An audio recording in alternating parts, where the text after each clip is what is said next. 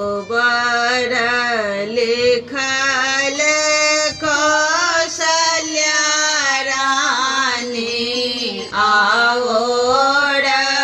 सुमित्रा रानी हे कोहबर लिखल कौशल्या रानी आवोड़ सुमित्रा रानी हे माई हे राचे राचे लिखला के कई रानी बड़ा रे या तना हे माई हे राचे राचे लिखला के कई रानी बड़ा रे या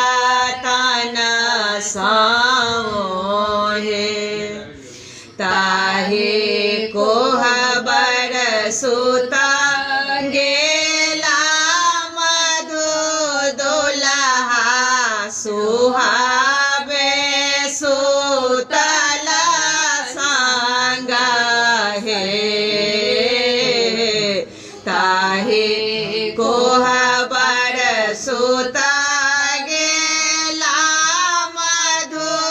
दुल्हा सुहावे सुतला संग हे माए हे मुहा माऊ घरे देखला ने दुल्हा के धाने आभरण हे माए हे मुहा माऊ घरे देखला ने मधु दुल्हा रोशनी के आभरण हे मांगा के मन टेका प्रभु तो है देवर छथे शंखा चूड़ी हे मांग के मन टेका प्रभु तो है छाहू देवर छथे शंखा चूड़ी हे माए हे चंद्रहार थी मोरा बंदना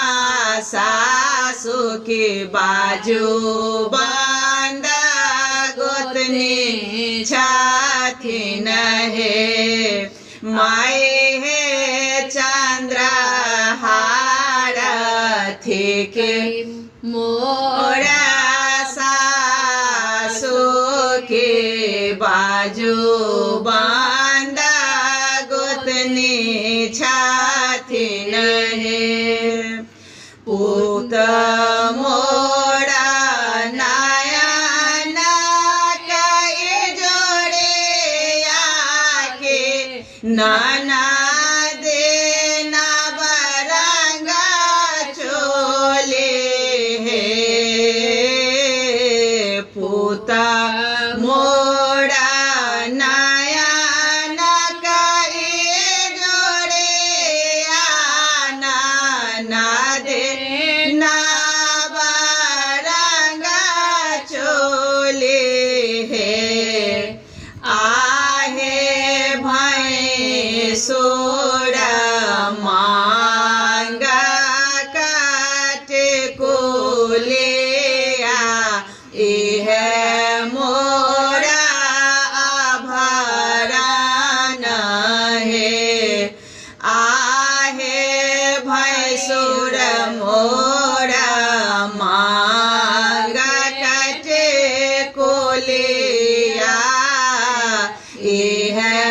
मोरा